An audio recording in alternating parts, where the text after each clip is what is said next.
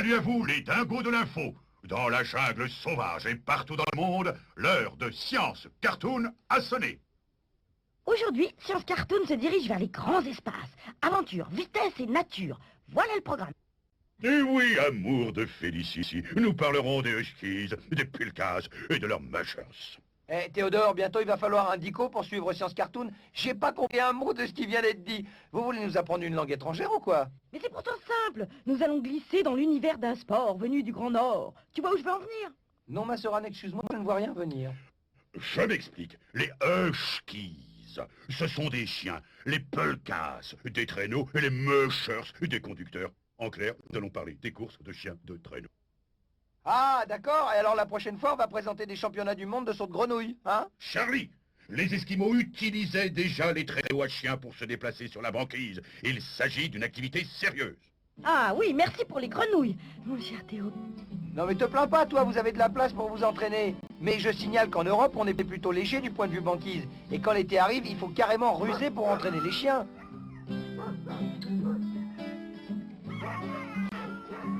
Ne vous fiez pas aux apparences. Ce paisible fermier qui nourrit ses chiens est un athlète de haut niveau, avec plein de muscles et un gros tas d'intelligence. Juste le contraire de certains des journalistes d'une émission que je connais bien. Hop, hop, hop. Là non plus, ne vous fiez pas aux apparences. Eux aussi sont des athlètes de haut niveau, de très haut niveau. Et s'ils vivent ensemble, ces animaux et cet humain, c'est que c'est lui leur musher, leur conducteur.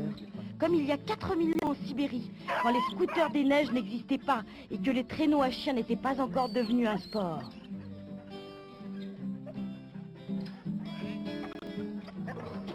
Aujourd'hui, parce qu'il n'y a pas de neige, on s'entraîne en forêt. Ces chiens-là ont besoin d'exercice tous les jours, 15 à 50 km au moins, à une moyenne de 13 à 14 km/h, mais avec des pointes à 40. Curieux traîneau, mais les skis sur les feuilles mortes, ça va moins vite que les roues. Eh, quand je vous disais qu'ils étaient des athlètes, vous avez vu la puissance? Vous avez vu l'endurance?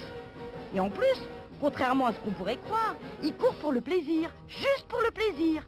Pas de rêne ni de fouet, seulement la voix de l'homme pour les guider.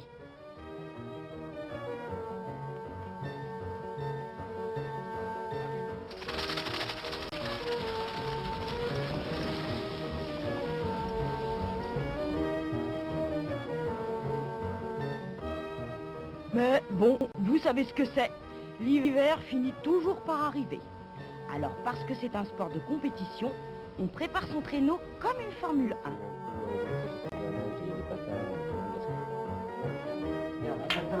Traditionnel, ça ne vibre pas. J'essaie de faire vibrer celui-là, c'est infernal, comment ça vibre. Tu vois, c'est une souplesse. Ça y est, l'homme et les bêtes se retrouvent dans leur élément. Debout sur les patins à l'arrière du traîneau, il n'a toujours ni rêne, ni fouet. Hey, tu peux girare così. Sa voix seule pour donner des ordres. Et son corps pour porter tout le poids, soit à droite, soit à gauche. Ouais. Ok. Pas d'amortisseur sur le traîneau, à part les genoux du pilote. Exactement comme sur des skis, quoi.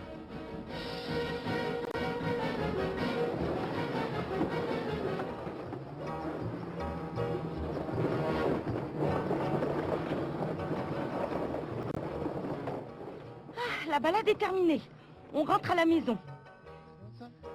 Et les chiens de traîneau ont une relation particulière avec leur musher.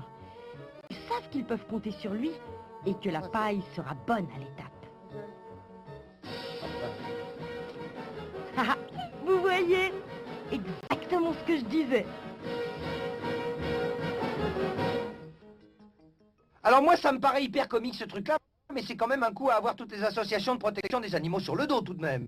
Penses-tu, pour ces toutous, tirer un traîneau, c'est comme monter dans un bananier et arracher un régime de bananes pour les bestioles de ton espèce?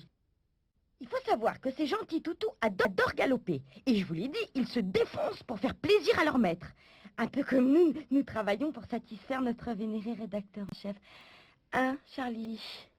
Objection, votre honneur. Je ne fais pas tout à fait la même analyse. J'estime que le camarade Théo nous fait travailler comme des bêtes. Nous menons une véritable vie de chien et je profite de l'antenne pour lancer un cri d'alarme. À la SPA. Venez nous aider. À l'aide, à l'aide, à l'aide. Mais mon cher Théo, vous ne dites rien. Cette fois, Charlie dépasse les bornes, faut prendre une sanction. Que voulez-vous, tendre Félicie? Vous connaissez le proverbe, les chiens aboient et la caravane passe. Autrement dit, ne nous arrêtons pas sur de telles bêtises, et continuons car l'heure de la course approche. Eh oui, 20 janvier, c'est le départ de l'Alpirode. Pendant 15 jours, à travers les Alpes italiennes, françaises, autrichiennes et suisses, 300 chiens, c'est-à-dire 25 attelages de 12 chiens et autant de mushers, vont parcourir près de 900 km. Une course d'endurance dans la neige et le froid qu'il faut préparer avec soin.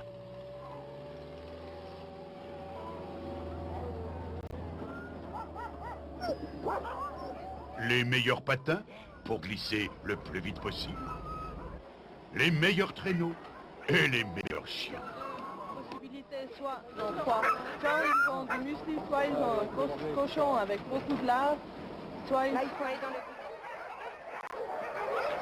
dans le...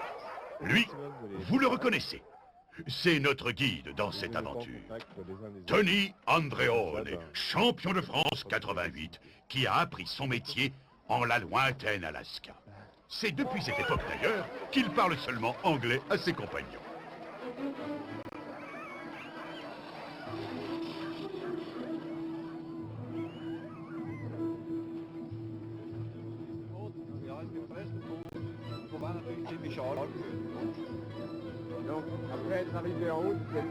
Ah, regardez comme il s'impatiente. Les concurrents les plus redoutables sont les Canadiens et les Américains. Et hop, c'est le départ. Le premier attelage s'élance.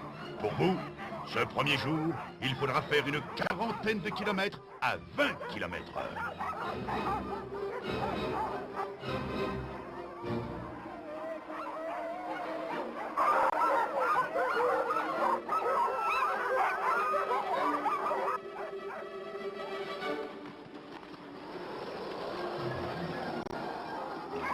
Regardez la puissance de ces chiens. Elle est telle que parfois les démarrages sont un peu brutaux. Et chaque...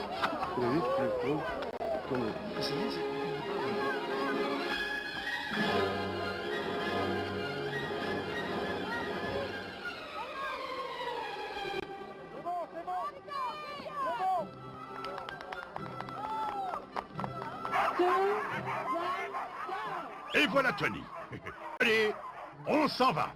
Pour vous, amis de Science Cartoon, rien que pour vous, cette Alpirode, comme si vous y étiez.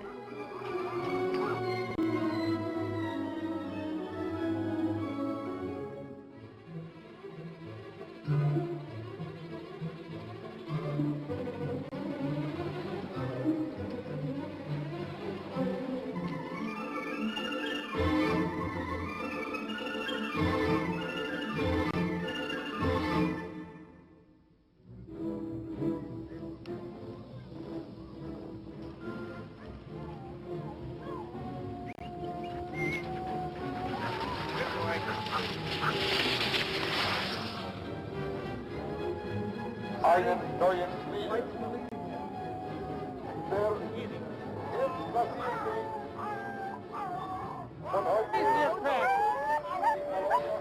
15 jours plus tard, c'est l'arrivée. Mais cette année, Tony n'est que 7e.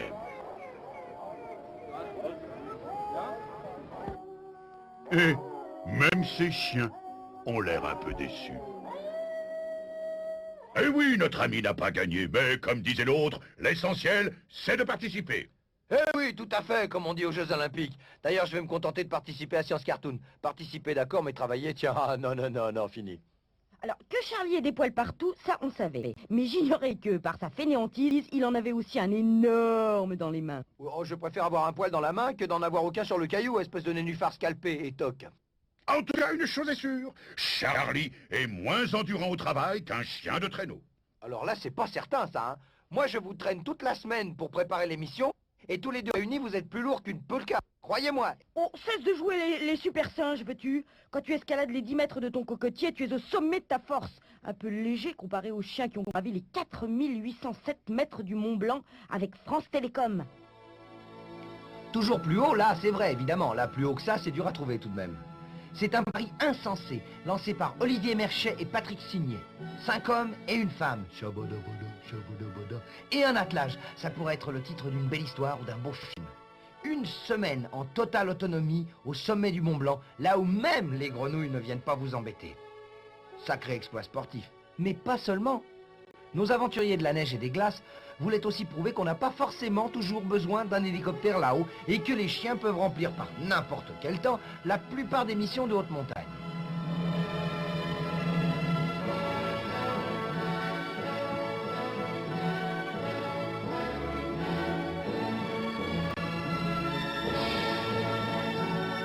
Oui, ah bah je sais, évidemment, l'hélicoptère c'est encore le meilleur moyen de prendre de belles photos vues du dessus. Mais bon, en fait, c'est simplement parce que les chiens de traîneau peuvent pas voler, hein, parce que sinon ça pourrait s'arranger. Plus sérieusement ici, c'est aussi pour amener le vétérinaire, parce qu'il faut effectuer des tests sur les chiens, électrocardiogramme, prise de sang, etc., pour surveiller comment ils s'habituent à l'altitude. On n'allait quand même pas leur faire du mal. Oh, regardez-moi ça, petit peu. Voilà le câlin. Il n'y a qu'à les regarder pour voir qu'ils ont franchement confiance. Évidemment, puisqu'on y était, on a essayé le système Radiocom 2000. À cette altitude-là, les parasites sont rares. Les cabines téléphoniques aussi, d'ailleurs. Allez, plus que quelques mètres. Enfin, quelques dizaines. Non, même quelques centaines, hein, n'ayant pas peur des mots. Mais la récompense est sublime. Le toit de l'Europe, pas encore pollué par les boîtes de conserve, méritait bien un petit coup de pub. Et un sacré coup de chapeau. Pas vrai, les chiens? Il est bon de rappeler que les animaux peuvent parfois sauver la vie des hommes. Ah, quelque part, c'est réconfortant, quoi. Ah ouais, c'est ça, ouais. Ah, je t'imagine très bien en maître nageur sauveteur avec les médailles sur le maillot sur les bords de la mer à canard. En tout cas, on l'a compris. Les animaux sont bien comme les hommes. Ils aiment aller toujours plus vite et toujours plus haut. Eh bien, sur ces bons mots, ciao à tous et à toutes les noix de coco. Oui, à bientôt sur vos écrans magiques à luminance électronique pour un nouveau numéro de Science Cartoon, l'émission toujours à l'affût dans la jungle de l'info scientifique.